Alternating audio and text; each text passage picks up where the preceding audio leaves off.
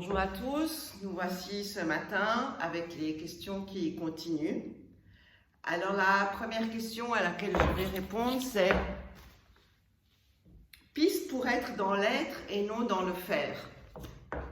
Alors en ce qui me concerne, je ne vois pas très bien comment je peux être sans faire. Chacun a son caractère, chacun est ce qu'il est avec ce qu'il fait. Donc essayons de faire et profitons de ce que nous faisons. Alors peut-être que nous serons. Voilà, ça c'est pour la minute de philosophie. Et pour ce qui concerne notre anatomie, la question à laquelle j'ai répondu hier sur les genoux n'était pas la question posée. La question posée était comment je peux donner de l'espace à l'intérieur de mon genou. Effectivement, le genou est une articulation très complexe qui nous sert à rester debout, qui nous sert à nous fléchir, à nous asseoir. Et c'est une articulation, pour les Chinois en tout cas, qui ne devrait jamais être en force. Donc elle sert à la flexion, à l'extension, légèrement à la rotation, mais surtout ne jamais la forcer. Donc la première chose que vous pouvez faire pour donner de la place à votre genou, c'est simplement d'aller le sentir. Sentir ses limites, sentir vraiment ses os, les os qui le déterminent. Vous avez donc ici le tibia et puis le fémur. Comme vous voyez, le péroné, qui est le deuxième os ici de la jambe, n'est pas en contact direct avec le genou. Il va être en contact uniquement par les muscles, les ligaments.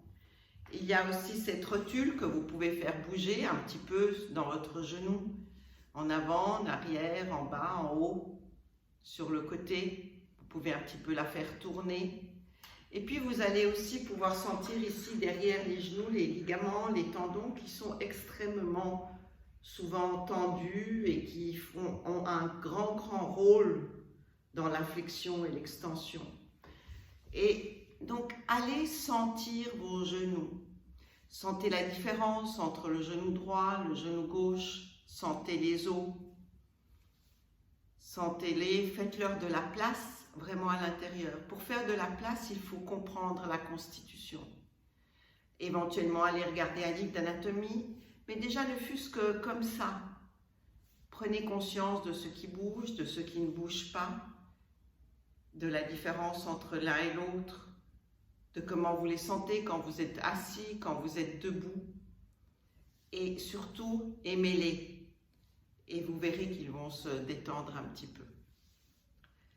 Il y a aussi une question par rapport à la marche qui m'est venue ce matin, que l'on m'a posée ce matin, et qui est de dire, mais toute ma vie on m'a dit que le mouvement de la marche commençait par les talons et puis ensuite je posais l'avant du pied et que ceci permettait au sang de mieux remonter dans mon corps. Alors je vais proposer, pour répondre à cette question, de simplement marcher et de marcher de plus en plus vite, jusqu'au moment où vous allez vous mettre à courir. Et d'observer quand vous courez, comment se déroule le pied. Et puis à partir de là, recommencer à marcher. Et vous verrez que vous allez trouver la réponse à votre question. Peut-être pas à celle du sang qui monte et qui descend, mais à celle de pourquoi on commence à marcher à partir de l'avant du pied. Voilà les questions pour aujourd'hui et les autres pour demain. Passez une très belle journée. À bientôt et encore merci. Au revoir.